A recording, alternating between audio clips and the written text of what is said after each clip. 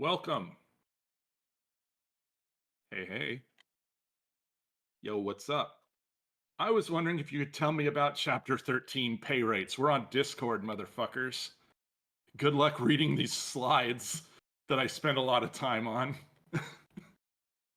Well, yeah, sure, no problem. When you're going for a job, you should know in advance what pay range you'll find acceptable before you go into negotiations. Keep in mind you can always ask the hiring manager what the position's pay range is. That can be nerve-wracking, but it's actually fine. In fact, you kind of need to do that. You know what I mean? Um, yeah, cool. But like, is that going to be set in stone or what? No. It isn't final until you sign an offer letter. The amount that you're looking for is going to be more important than things like bonuses or stock, though, because the amount you get paid is guaranteed. You can count on it.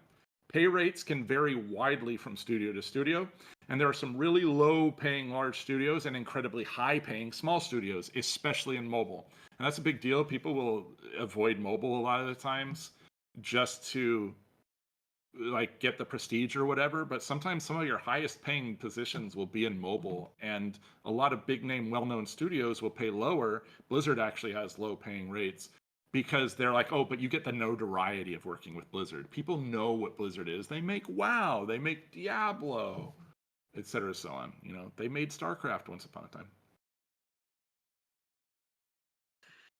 A lot of studios only offer salary positions to more senior devs and keep hourly rates for newer and less experienced devs. We mentioned that previously. As for bonuses, some places offer bonuses based off performance of the company, the project you would be on, your personal performance, and other factors. Most often, it's a culmination of two or more of these factors. These bonuses can be nice. Who doesn't like unexpected money? Bonuses are usually mentioned in interviews and hiring as a projected amount. You know, like you'll make some percentage amount within a year based off what it seems like profit sharing is going to be. It's all guesswork. This is never a guarantee. You should not count on this income. It's totally subject to change, and leadership can always change how bonuses are allotted or if they're allotted at all. That's an important factor that you should keep in mind, okay? You will be tempted by bonuses. I was tempted by bonuses when I joined Blizzard specifically. My recruiter was like, you're probably going to make about 38 grand a year in bonuses based off our projections. Guess who only made less than half of that at best easily? And a lot of factors went into that. You know, it's kind of to tempt you and go like, well, our salary might not be this much, but our bonuses could be. Or other times it actually is a benefit. It depends. But remember, you're looking for guaranteed pay first, bonuses on top of that second. Profit sharing is the same. It's speculative. You're not really sure what it's going to be. It's based off performance, so it's not a guarantee. You could end up with nothing. This is fine. Super. So I just shouldn't worry about them at all. How does stock work? Is that the same as benefits? Nah, it isn't that bonuses are bad. Simply don't count on them until the money is in your account. Keep in mind what you will get versus what you might get. Stock options are a whole other thing. Some jobs will allow you to purchase stock or will gift you stock in the company. Keep in mind, this tends to have a time required to vest or become usable or accessible, meaning you don't really have this money, right? It's kind of set aside and it is subject to change because it's stock and that value goes up and down depending on projections, company performance, et cetera, so on. And it's usually called exercising your stock options and can lead to golden handcuff situation where they use the stock to convince you to stay with the company for a length of time. Otherwise, you lose the stock. I had this situation personally. Okay. And I will tell you right now, I had well over $100,000 valuation of stock, and the projection was it wouldn't vest for over 2 years, meaning they wanted me to stay with the team for over 2 years in order to get that money. But within 2 years, it could be worth less if somebody at the company made a really dumb mistake and maybe did something like cut off all work with China, which was like a huge percentage of their income. You know what I mean? Like, you don't even know what it's going to be. It's probably going to be a good amount if it's like that. But the goal is to not just reward you, but also to tie you to that company. Things like this can happen. And if you're not used to high level plays like that, it's something you want to consider when you get into studio game dev, especially later in your career. So, for example, if you were gifted company stock that vests in, say, 2 years, Sound familiar? Meaning it can't be accessed for 2 years after you get it, until 2 years after you get it. They're using this to keep you from leaving, knowing that you leave early, that stock is not vested and will simply return to the company. This happens even if you leave like 2 days before it vests, okay? You have to wait until after. If you love your job, this may not be an issue. However, stock value shifts as a speculative investment, so do not count on this money over your salary. Company stock value could tank before you ever get it. Ha ha. Okay, what about benefits then? That's something I can ask about when we discuss pay, right? Right? Yeah, so some jobs offer benefits, health insurance, dental, vision, life insurance, and such. This is separate from pay, but depending on the company and the benefits options you can choose from, the cost of them will come out of your pay. Not always, but usually. It's just far less than you would pay for the coverage if you got it on your own. This is a big deal in the United States, so for people who are from outside the US, keep in mind health insurance, health benefits and stuff are a big deal. I will say it is November 16th of 2024. Given the results of the recent election, this stuff may be subject to change. Our healthcare system is probably going to take a real fucking beating. And a lot of companies may start charging more or not even have these benefits available in the future, which could really hurt a lot of employees and a lot of people. So it's an important thing to discuss as you go into game dev and studio game dev, what your benefits are going to look like. That'll be a conversation that takes place in tandem with your pay. Some jobs offer 401k retirement support or matching, disability insurance, and other options like access to a lawyer, accounts with identity theft protection agencies, and more. Bigger the company, more likely they are to offer. I will say that Epic does something, when they're not busy laying off their employees, one of the things they'll do is they'll pay for everything related to your benefits, meaning you don't have to pay out of your check, but you also don't, so you're not paying the premiums is what that's called, so you don't pay for it all out of your check.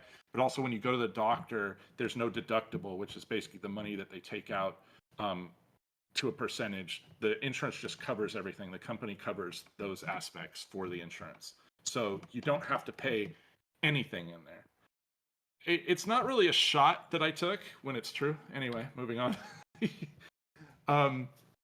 Just because a company is large does not necessarily mean the healthcare they offer is the best. It honestly varies studio to studio, and how insurance is handled can vary just as widely. Some places will cover deductibles, copays, etc. Sometimes you're expected to pay out of your check, and sometimes the company will fully cover all insurance-related costs. That's what I talked about, right?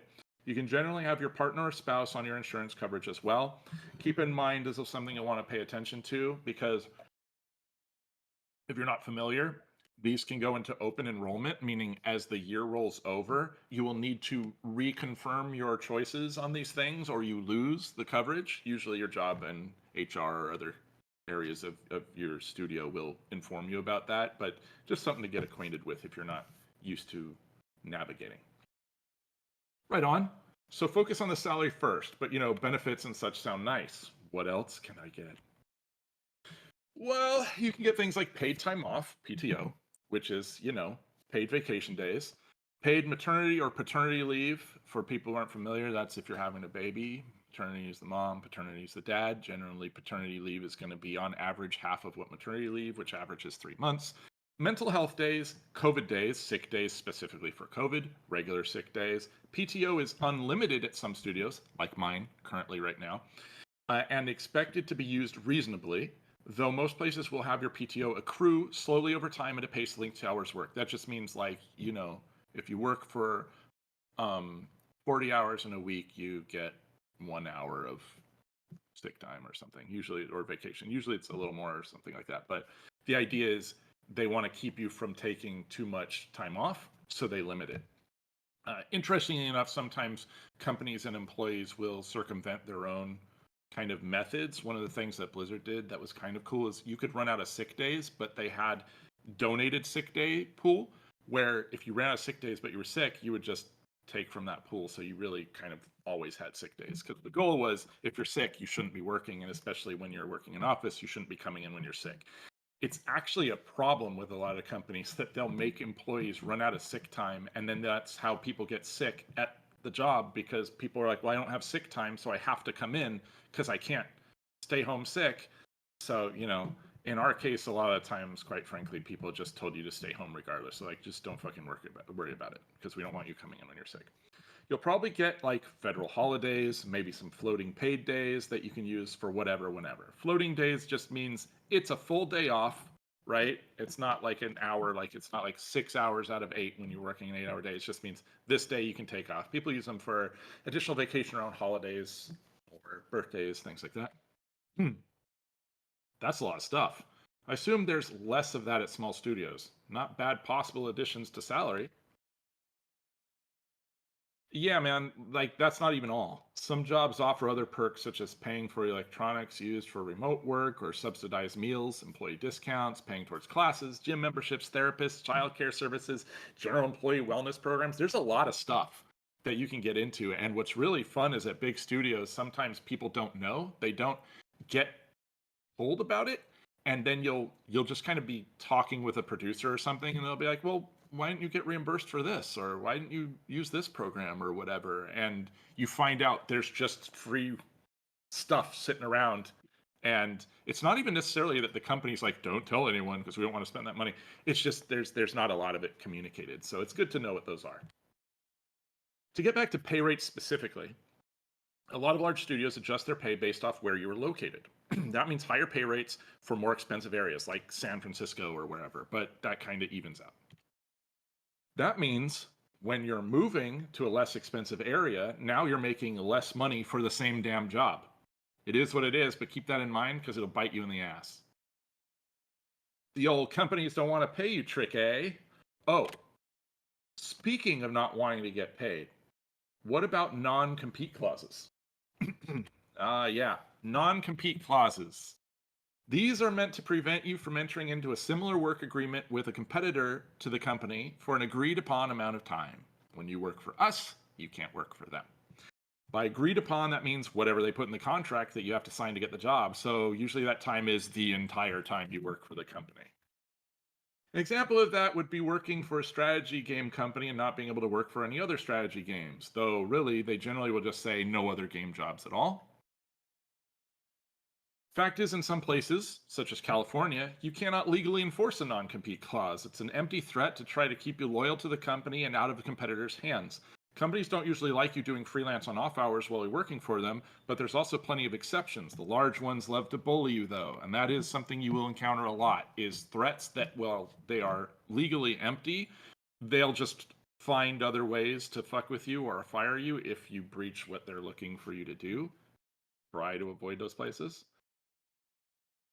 So what's the average game dev salary then? Like feels like places talking about salaries always have such random numbers. Yeah, that's because salaries run a really wide range from company to company. Not just between small and large ones either. Just big companies can have senior 3D artists making 80K at one studio and 175K at another for the same job. It makes it really hard to nail down what you should expect to be making. Factors like your experience within the role can affect it, but a lot of time it comes down to what the company wants to offer for the role in the first place.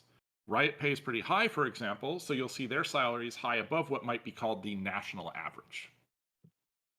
Studio size affects that too, right? And like education. Studio size can definitely impact it. Most smaller studios simply don't have the same budgets, so they won't be paying 180K for a senior, even if the work is the best, because they just can't afford it.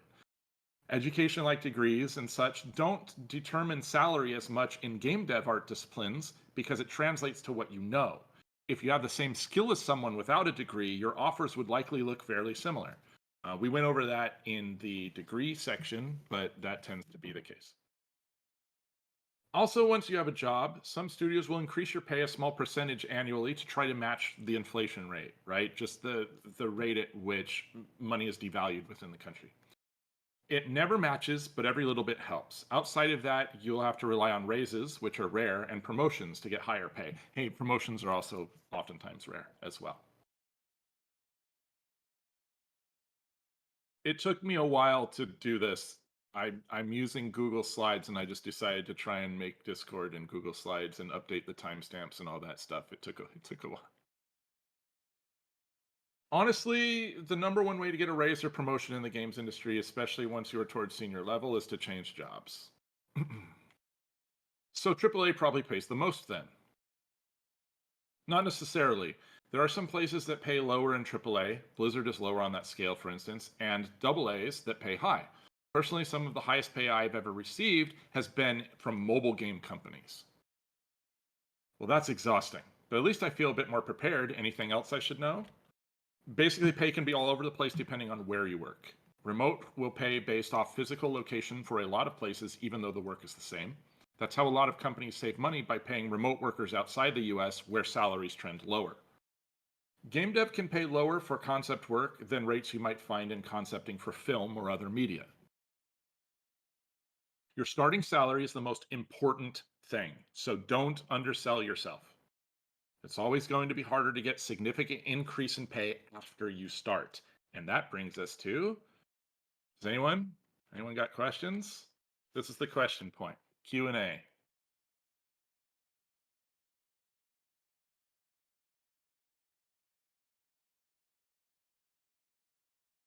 Yeah, the FTC banning non-competes, that's a thing. I'm not gonna get into that here, but you can read about that.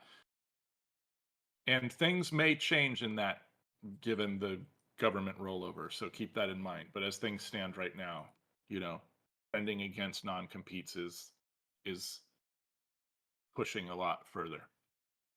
Pay rate question. How do you feel about contacting current employees at a studio where you intend to apply and ask them about their starting and current salaries so you don't undermine them and wait in the race at the bottom?